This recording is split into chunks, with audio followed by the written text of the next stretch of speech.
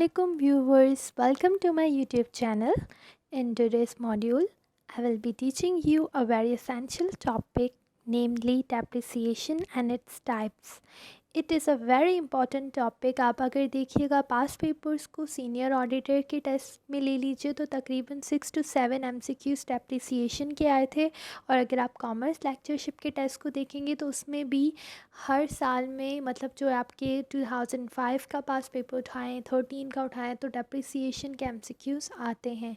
Even in any kind of test जो हमारे business से रिलेटेड होता है वहाँ पे तकरीबन हमेशा 1-2 MCQs तो कवर होते हैं डेप्रिसिएशन के। तो ये काफ़ी ज़रूरी टॉपिक होता है क्योंकि इसमें से न्यूमेरिकल पार्ट भी अक्सर बनता है। तो ये अक्सर MCQs में आते हैं क्योंकि इसका न्यूमेरिकल पार्ट इम्पॉर्टेंट है। तो आज हम वही डिस्कस करेंगे। तो सबसे पहले हम ये डिस्कस करते हैं कि what is basically depreciation. Depreciation basically होता है एसेट की वैल्यू का डिक्रीज़ होना, ठीक है, due to any reason. Either वो मशीनरी, वो एसेट आउटडेटेड हो गया, पुराना हो गया, ठीक है, टेक्नोलॉजी के बेसिस पे वो पुराना हो गया या उसकी यूज़फुल लाइफ ख़त्म हो गई। बहरहाल ड्यू टू एनी रीजंस एक एसेट की वैल्यू में डिक्रीज़ आना, that is known as depreciation. Okay, we calculate depreciation, what is the reason behind it. ये एक ऐसी टेक्निक है जो कंपनी बोलती है हमें एनी हाउ यूज़ करनी है ताकि हम हमारे रेवेन्यू को और एक्सपेंस को मैच कर सकें, क्योंकि हमें इकोनॉमिक वैल्यू जो एसेट की वो हमेशा एक जैसी नहीं रहनी और हमें उसे एक्सपेंस में कन्वर्ट करना है। हम लोग क्या करते हैं, फिक्स एसेट को डेप्रिसिएशन के थ्रू हम एक्सपेंस में कन्वर्ट करते हैं। व्हाट्स द बेसिक रीज़न, उसका रूट कॉज क्या है जिसकी वजह से हम ये करते हैं। अकाउंटिंग में ये इसलिए यूज़ होता है ताकि हम हर साल कुछ अमाउंट एसेट का, क्योंकि ज़ाहिर बात है कहीं ना कहीं एसेट जितना पूरा पूरा साल यूज़ होता जाएगा उसकी वैल्यू उतनी ख़त्म होती जाएगी।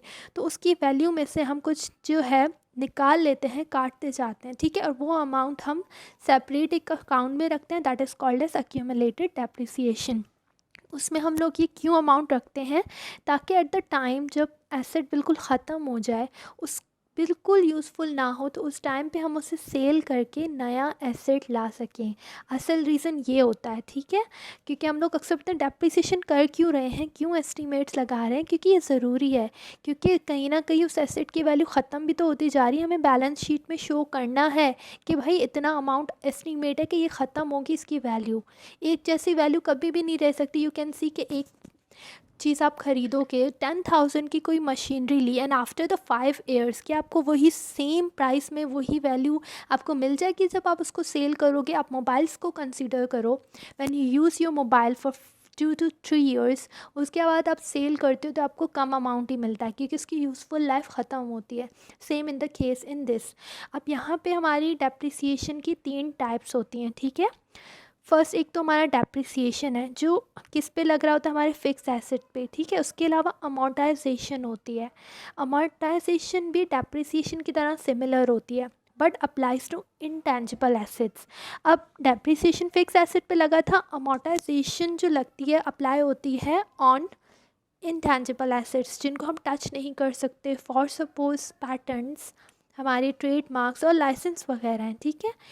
इनकी क्या होती है, वैल्यू होती है एज यू कैन सी, लेकिन आहिस्ता आहिस्ता ये भी एक्सपायर होते हैं, ठीक है। पैटेंट हमें मिलता है, पैटेंट राइट, वो कितने टाइम पीरियड मिलता है, फॉर सपोज हमें 20 years के लिए जो पैटेंट राइट मिलता है तो वो भी आहिस्ता आहिस्ता एक्सपायर होता है, उसकी वैल्यू भी कम होती है, ठीक है। तो इनटेंजिबल एसेट्स की जो वैल्यू हम कम करते जाते हैं उसका अमाउंट हम कैलकुलेट करते हैं, that is called as amortisation.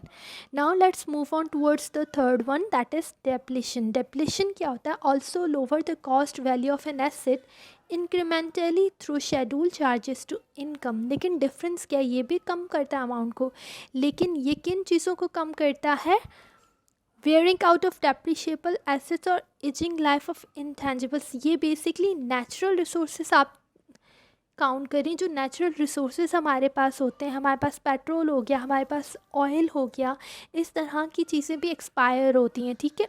इनकी वैल्यू भी आहिस्ता आहिस्ता ख़त्म होती जाती है। तो इन चीज़ों की हम वैल्यू डिक्रीज़ करते हैं, उसे हम क्या कहते हैं, डिप्लेशन।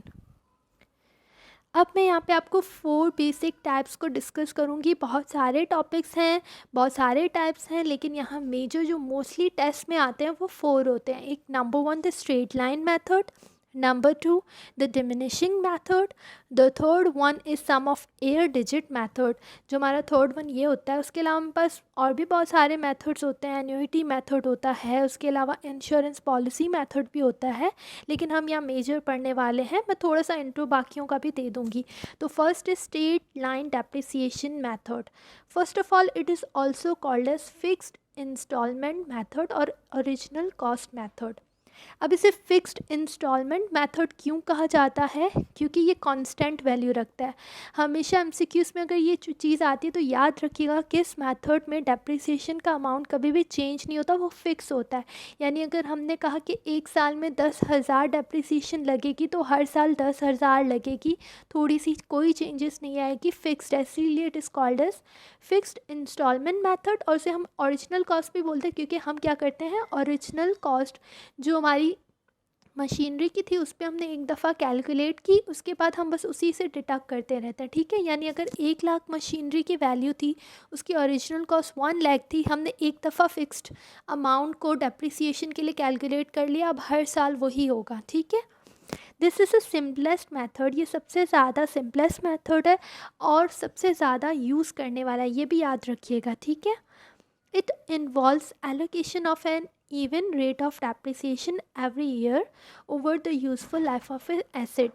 ये जो है हर साल जो डेप्रिसिएशन लगता है, लेकिन एक फिक्स रेट पे। इसका फार्मूला है annual depreciation expense is equals to, जो सालाना हमारा डेप्रिसिएशन एक्सपेंस है, that is asset cost less residual value upon useful life of asset. इस फॉर्मूले को याद रखिएगा, it's very simple. Asset cost में से रेजिडुअल वैल्यू को निकाल के डिवाइड करना है यूज़फुल लाइफ ऑफ एसेट। अब मैं आपको बताती हूँ व्हाट इज़ रेजिडुअल वैल्यू। ठीक है, रेजिडुअल या स्क्रैप या सैल्वेज वैल्यू कहते हैं हम कबाड़ को। ठीक है, यानी बकाया जो बचे। ऐसा होता है कि देखिए मशीनरी को यूज़ कर करके आखिर ऐसा वक्त आता है जिस टाइम पे एसेट हमें कोई काम का नहीं रहता। ठीक है, लेकिन अगर हम सपोज़ कार भी यूज़ कर रहे हैं, अगर वो जल गई, एक्सीडेंट हो गया, कुछ भी, ठीक है, उसके बाद वो सड़ गई सपोज़ फायर में, उसके बाद उसका क्या बचता है, जस्ट लोहा बच गया। अब वो यूज़फुल नहीं है, लेकिन वो जो लोहे की वैल्यू, उस कबाड़ की वैल्यू जो एंड में बचती है, उसको हम क्या बोलते हैं, रेजिडुअल वैल्यू। जिस टाइम पे वो बिल्कुल यूज़फुल नहीं है, लेकिन अगर उसमें से सेल किया तो हमें थोड़ा बहुत उस पर पैसा मिल जाएगा, that is basically residual value. ठीक है, तो हम डेप्रिसिएशन के साथ ये अमाउंट भी कैलकुलेट करते हैं कि इस मशीनरी को सारा ख़त्म होने के बाद, इसकी असल यूज़फुल लाइफ ख़त्म होने के बाद हमें इसकी रेजिडुअल वैल्यू ये मिलेगी, दैट इज़ रेजिडुअल वैल्यू। तो हम क्या करते हैं, जो हमारी कॉस्ट है उसमें से हम इस कबाड़ को बेसिकली निकाल देते हैं। कबाड़ की वैल्यू को निकालने के बाद हमें मिलता है डेप्रिशिएबल वैल्यू। क्या, डेप्रिशिएबल वैल्यू, ऐसी वैल्यू जिस पे हम डेप्रिसिएशन निकालते हैं, हम पूरी कॉस्ट पे नहीं निकालते। ये एमसीक्यूज़ में अक्सर आता है कि हमारी डेप्रिसिएशन किस पे कैलकुलेट होती है, that is calculated on depreciable value, यानी जिसमें से हमने रेजिडुअल वैल्यू, उसको स्क्रैप भी बोलते हैं, वो वैल्यू या सैल्वेज वैल्यू को निकाल दिया हो, divided by useful life of asset. इसका प्रॉब्लम करते हैं, suppose a manufacturing company purchases a machinery for 1,00,000। एक मैन्युफैक्चरिंग कंपनी है, ठीक है, जो मैन्युफैक्चरिंग कर रही है किसी भी चीज़ की, कॉटन की ले लो आप, ठीक है, वो 1,00,000 की इन्होंने ख़रीदी है। अब ये कह रहे हैं कि यार इसकी यूज़फुल लाइफ 10 ईयर्स है, ठीक है, लाइक 10 ईयर्स। 10 ईयर्स के बाद आई डोंट थिंक सो ये यूज़फुल होगी। मतलब एक company after forecasting and proper analysis करने के बाद ये कैलकुलेट करती है कि इसकी 10 साल से ज़्यादा ये नहीं चलने वाली। अब वो बोल रहे हैं इसकी रेजिडुअल वैल्यू 20,000 है, यानी 1,00,000 में से 80,000 तो डेप्रिशिएट होंगे, बाकी जो 20 रेजिडुअल वैल्यू, मतलब ये कबाड़ होगा, बस इसके बाद इसकी वैल्यू यही बचेगी। तो अब हम फॉर्मूले में पुट करते हैं, डेप्रिशिएबल एक्सपेंस हमारा जो है वो कैसे कैलकुलेट होगा। सबसे पहले 1,00,000 उसको हम डिडक्ट करेंगे उसमें से residual value, that is 20,000 rupees. आप देख रहे हैं जब हम उसको माइनस करते हैं तो हमारे पास क्या बचता है, 80,000। When it is divided by 100 तो हमें मिल गया 8,000। यानी अब 8,000 is fixed, it is fix, ये चेंज नहीं होगा। अब इसीलिए हम इसको फिक्स इंस्टॉलमेंट मेथड भी बोलते हैं। यानी 2000 एंड सपोज़ हमने अभी 20 में ख़रीदा है तो 2021 में भी 8000 माइनस करेंगे। 2000 एंड हमारा जो है 22 में भी हम 8000 माइनस करेंगे। पूरे 10 साल तक वही माइनस होगा। ठीक है, एसेट की वैल्यू जो भी थी हमारी सबसे पहले सपोज़ 1 लाख है, हमने उसमें से 8000 पहले माइनस कर देने हैं। ठीक है, तो इस तरह से हमारी डेप्रिसिएशन कैलकुलेट होती है। The next one is unit of production method. अब इस वर्ड से पता चल रहा है कि ये प्रोडक्शन से इन्वॉल्व है। ठीक है, अब इसमें और उसमें क्या फ़र्क है? एक तो इसमें 2 स्टेप्स हैं। ठीक है, सेकेंड थिंग ये है कि वहाँ पे हम एक्सपेक्टेड लाइफ कैलकुलेट कर रहे थे कि इतने साल ये काम करेगी, लेकिन यूनिट ऑफ प्रोडक्शन मेथड में हम ये कैलकुलेट करते हैं कि पूरी ज़िंदगी तकरीबन अगर उसकी यूनिट्स की प्रोडक्शन हो, ठीक है, तो उसकी आउटपुट कैपेबिलिटी क्या होगी। ठीक है, यानी हम उसकी यूज़फुल लाइफ कैसे कैलकुलेट करते हैं in terms of production units. जितने वो यूनिट्स एक मशीनरी प्रोड्यूस कर रही है, ठीक है, यूनिट्स। अब याद कर चीज़ें, यूनिट्स क्या होती है? कोई भी कमोडिटी जो प्रोड्यूस करी है उसकी बेसिस पे हम उसकी डेप्रिसिएशन को कैलकुलेट करते हैं। That is called as unit of production method. Here equal expense rate are assign to each unit produce. जितने भी यूनिट प्रोड्यूस होते हैं ना, हम उस पर एक फिक्स्ड रेट असाइन करते हैं, expense rate. This assignment makes the method very useful in assembly for production lines. Hence, the calculation is based on output capability of asset. अब यहाँ पे ये भी MCQs में देखें आ सकता है, ये किस चीज़ पे कैलकुलेट होता है? ऑन आउटपुट कैपेबिलिटी, कि हर साल एसेट कितना यूनिट्स प्रोड्यूस कर रहा है उसकी बेसिस पे हम लोग कैलकुलेशन करते हैं, not on number of years. अब इसके फर्स्ट 2 स्टेप्स को हम कैलकुलेट करते हैं। इन फर्स्ट स्टेप हम क्या करते हैं? यूनिट पर डेप्रिसिएशन कैलकुलेट करते हैं। यानी एक यूनिट अगर साल में एक कमोडिटी को अगर हम प्रोड्यूस करते हैं तो उस पर हमारी डेप्रिसिएशन क्या लगेगी। Let's have a look on this formula. पर यूनिट डेप्रिसिएशन, एक यूनिट की डेप्रिसिएशन कितनी है? Asset cost less residual value upon useful life in units of production. अब हमारे स्ट्रेट लाइन का मेथड का फार्मूला भी पहले तो सेम था, बस इसमें क्या डिफरेंस है? हमने कॉस्ट में से रेजिडुअल वैल्यू तो निकाल ली, यानी डेप्रिशिएबल वैल्यू आ गई। अब हमने वहाँ पे डिवाइड किया था एक्सपेक्टेड ईयर्स से, यानी 10 थे, 20 थे, 25 थे, it depends on the situation. ठीक है, लेकिन यहाँ हम लोग क्या करते हैं? Useful life in units of production. अगर सपोज़ कंपनी ये सोचा कि हमने ये मशीनरी प्रोड्यूस की है, अब ये मशीनरी तकरीबन सपोज़ 2 लाख यूनिट्स पूरी अपनी ज़िंदगी में प्रोड्यूस कर सकती है, उससे ज़्यादा नहीं। और स्ट्रेट लाइन मेथड होता तो हम उसमें ईयर्स कैलकुलेट करते, ये 30 ईयर्स चलेगी, 40 ईयर्स, या हमने सपोज़ सोच लिया 2 लाख से ज़्यादा नहीं बढ़ सकती। तो ये हमारा पर यूनिट डेप्रिसिएशन का फार्मूला होगा कि जो डेप्रिशिएबल अमाउंट आया उसे हम डिवाइड करेंगे जो फिक्स्ड हमें प्रॉब्लम्स में मिलता है। ठीक है, useful life in units of production हमें प्रॉब्लम में मिलेगी, हमने ईजिली से डिवाइड करेंगे तो हमें यूनिट डेप्रिसिएशन मिल जाएगी। यानी एक यूनिट की डेप्रिसिएशन मिल गई। अब हमने क्या करना है? The step 2 is calculate total depreciation of actual units produce. अब देखें, हमें अब एक्चुअल यूनिट्स हर साल जो प्रोड्यूस हो रहे हैं उसकी बेसिस पे हमें कैलकुलेट करनी है डेप्रिसिएशन। यहाँ हमारी कोई फिक्स नहीं थी, यहाँ हमें क्या करना है? पर यूनिट जितनी डेप्रिसिएशन हमारी अमाउंट आया उसको हमने मल्टीप्लाई कर देना है जितने यूनिट्स हर साल प्रोड्यूस होंगे। आप समझ रहे हैं ना ये बात? हर साल जितने यूनिट्स प्रोड्यूस होंगे उसकी बेसिस पर डेप्रिसिएशन लगेगी। अगर ज़्यादा यूनिट्स प्रोड्यूस हो रहे हैं ज़्यादा डेप्रिसिएशन लगेगी, कम यूनिट्स प्रोड्यूस करोगे कम यूनिट्स की जो है उस हिसाब से डेप्रिसिएशन लगेगी, क्योंकि जितनी प्रोडक्शन होगी मशीनरी उतनी ज़्यादा यूज़ हो रही है। यहाँ पे ये कॉन्सेप्ट है। अब हम प्रॉब्लम भी करके देख लेते हैं। ABC company purchases a printing press to print flyers for ₹40,000 with a useful life of 1,80,000 units and residual value of ₹4,000. It prints 4,000 flyers. EBC company है, उन्होंने क्या परचेज़ किया है? Printing press. ठीक है, फ्लायर्स वगैरह को प्रिंट करने के लिए। अब उनको ये कितने में मिला? 40,000। ये हमारी हो गई उसकी मशीन की वैल्यू। ठीक है, यानी उसकी कीमत। अब कह रहे हैं यूज़फुल लाइफ कितनी है? 1,80,000। ठीक है। यूज़फुल उन्होंने कहा 1,80,000 यूनिट्स ये पूरे ज़िंदगी में प्रोड्यूस करेगी। अब कहना इसकी रेजिडुअल वैल्यू, इसके कबाड़ की वैल्यू 4,000 है। तो मैंने आपको क्या बताया था, हमेशा यूज़फुल लाइफ ऑफ एसिड यानी 40,000 से हम उसकी रेजिडुअल वैल्यू माइनस कर देंगे, डेप्रिशिएबल अमाउंट आया। अब हमने किससे डिवाइड करना था, with useful life of acid in units. तो कितने हैं, 1,80,000। जब हमने डिवाइड किया तो आंसर कितना आया, 0.2, यानी ये एक यूनिट की डेप्रिसिएशन 0.2 है। अब देख लेते हैं कि कितने इस साल प्रोड्यूस हुए हैं। इस साल इन्होंने बताया है कि 4,000 फ्लायर्स को इन्होंने प्रोड्यूस किया है।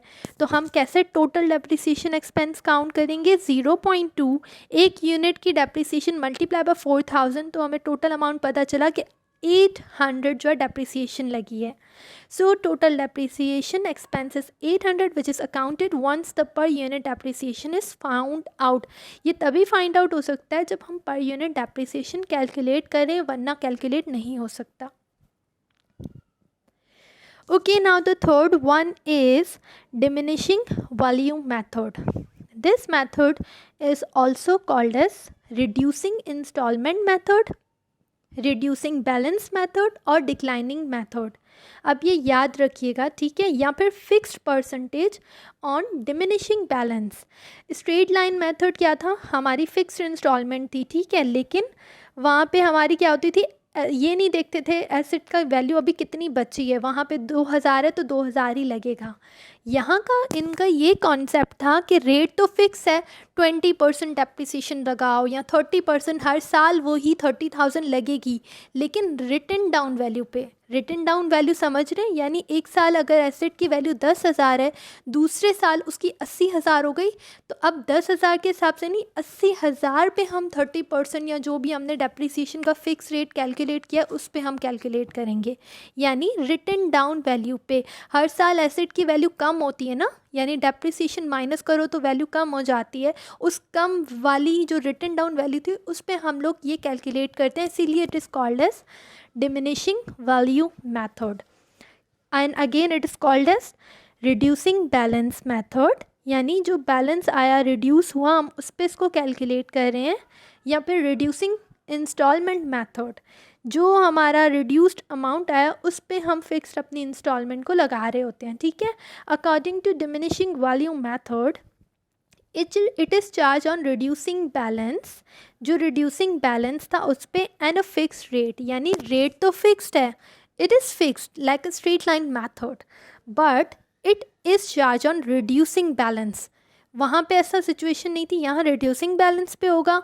अब हम इसका फॉर्मूला पढ़ लेते हैं कि what is the diminishing value method. यहाँ पे इन्होंने प्रॉब्लम बताया कि किस तरह से हम कैलकुलेट कर सकते हैं। फॉर सपोज एसिड कॉस्ट कितनी है हमारे पास, यहाँ पे हमें दी गई है 10 लाख, ठीक है, रेट ऑफ डिडक्शन। अभी हमें फिक्स डिमिनिशिंग वैल्यू में जो मैंने आपको कहा था फिक्स रेट बताया जाता है, इन्होंने रेट बताया है कि एवरी ईयर द डेप्रिसिएशन का जो रेट है वो 20% है, दैट इज़ फिक्स्ड। अब हम कैसे कैलकुलेट करते हैं, बहुत इजी फार्मूला है। हमने फर्स्ट ईयर में क्या करना होता है, अगर हमारे 10 लाख है, 10 लाख को हमने 20% से किया, 20% कितना आता है उसका अमाउंट देख लीजिए कि 10 लाख मल्टीप्लाई बाय 20 अपॉन 100। जब हम परसेंटेज फॉर्म में कैलकुलेट करते हैं तो 20 से डिवाइड होगा, ये तो बहुत सिंपल बात है, बच्चों जैसी बात है, ठीक है। तो हमारा कितना आया, 2 लाख, यानी पहले साल की डेप्रिसिएशन जो 1 लाख पे थी वो कितनी लगी, 2 लाख की। अब 10 लाख में से 2 लाख माइनस करो, 10 लाख में से 2 लाख माइनस कर लिए तो कितना अमाउंट हमारा आ जाता है। यहाँ पे थोड़ा कैलकुलेशन में मिस्टेक हुई है, मैं आपको बताती हूँ। देखिए अब हमारे पास जो 2 लाख आए, ठीक है, हमने 10 लाख में से 2 लाख माइनस किए तो 8 लाख बचे, ठीक है। अब हम सेकेंड ईयर में हम लोग क्या करते हैं, 1 लाख पे नहीं करेंगे, जो कम हो गई वैल्यू, यानी अब 8 लैक्स बची तो हम 8 लैक्स का 20% निकालेंगे। यहाँ पे रॉन्गली 1 लाख माइनस जो है ये हमारे 2 लैक्स हो गए। सेकेंड ईयर में ऐसा नहीं होगा, सेकेंड ईयर में हमारा सिंपली यही चीज़ होती है, ठीक है। अब हमारा यहाँ पे आंसर क्या आ जाता है, 1,60,000। सिंपल है, क्योंकि हम लोग ने क्या करना है, 8 लैक्स पे निकाल रहे हैं, 8 लैक्स को जब हम 20% उसका निकालेंगे तो 1,60,000 आ जाएगा। Now let's move on towards the fourth one, that is sum of air digits method।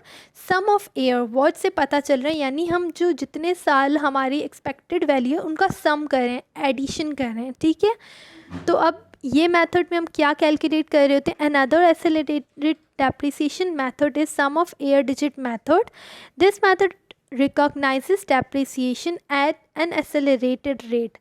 किस रेट पे, एक्सेलरेटेड रेट पे कैलकुलेट करते हैं. depreciable amount of an asset is charged to the friction over different accounting periods. under this method depreciation amount किस basis पे charge हो जाए, frictions में ओवर डिफरेंट पीरियड्स में. हम आपको एक्सप्लेन करते हैं आगे फार्मूला से.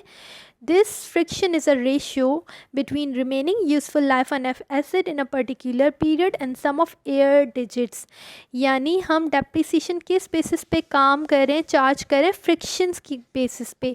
और फ्रिक्शन है क्या, ये रेशियो है हमारी रिमेनिंग लाइफ का, यानी जितनी एसेट की लाइफ बच गई, जितने साल रह गई है उसको, और सम ऑफ एयर डिजिट. किस चीज़ का रेशियो है, useful life and the sum of air digits. This friction indicates that the capital block or the benefit drive out of asset is highest in the first year.